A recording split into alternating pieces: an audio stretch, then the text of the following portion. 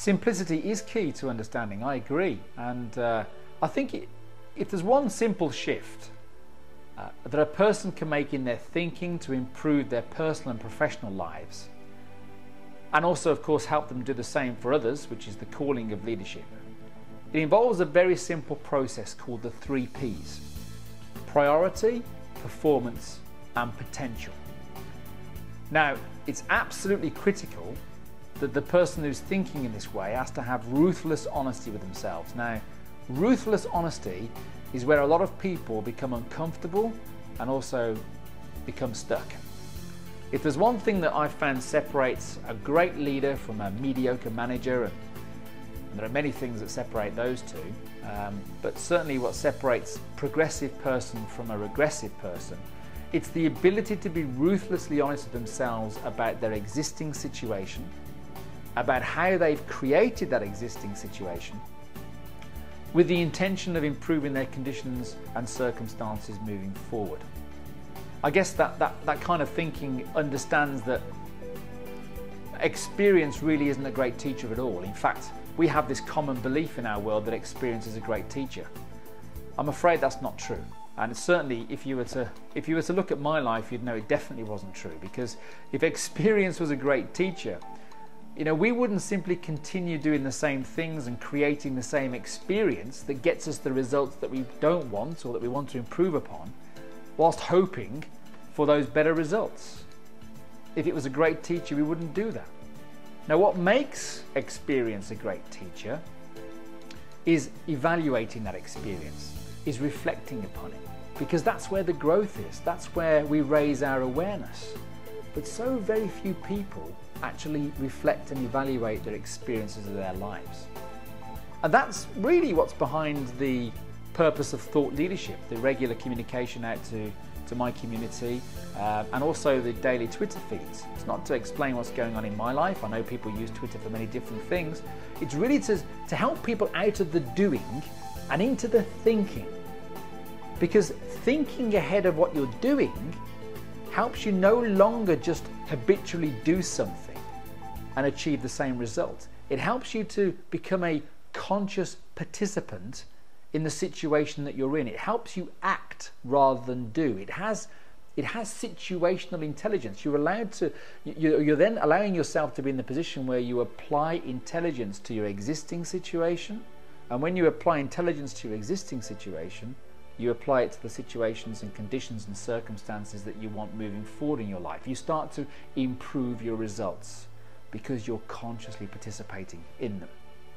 So, coming back to the 3 Ps, think about your day-to-day activity. Where's most of your attention going? Where's most of your participation and effort going? Is it going into your performance? That is, are you measuring and monitoring your existing results?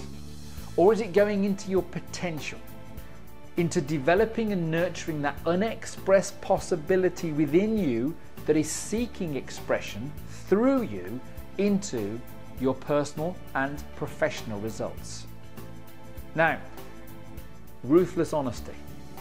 If you're like most people, I want to suggest that perhaps the percentages are not the right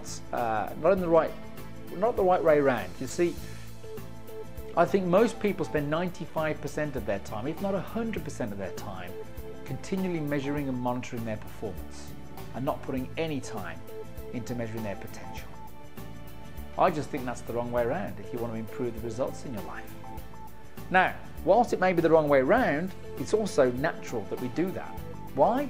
Well, because our education system and certainly our modern business communities have conditioned us to think in this way. Now, whilst it might be natural, it's also incredibly limiting.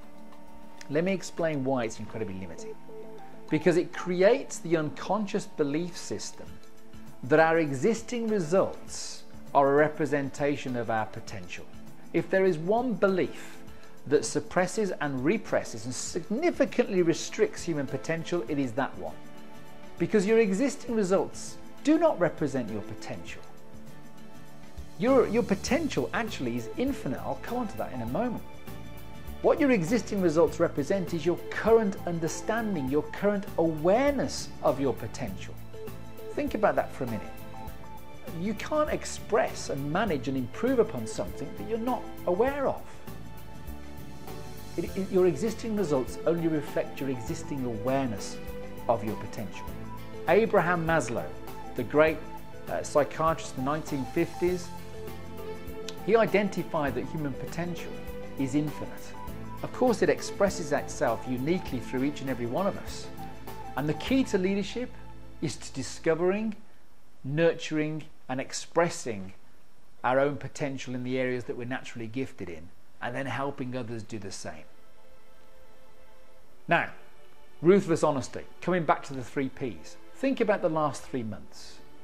How much time have you invested in your potential? How much time have you made in your own personal growth?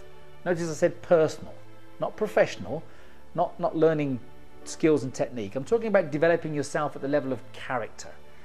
How much time do you spend in shifting your perspective, to expanding your thinking?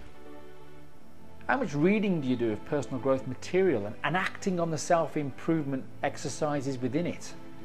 Do you work with a coach that helps you expand your awareness, to help you connect with that untapped potential and to birth that into your results, to help you think differently into improved results? Or are you where perhaps most people are, certainly where I spend the vast majority of my working life, which is in managing daily activity, measuring existing performance, always having the best intentions of improving that performance, but never doing what's necessary to make that improvement happen? It's a very important question to ask.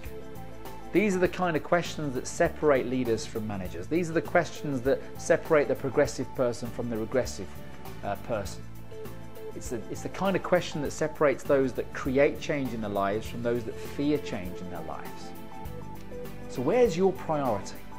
In your performance or your potential? And what are the implications to you for the answer to that question if that answer was to continue in your life?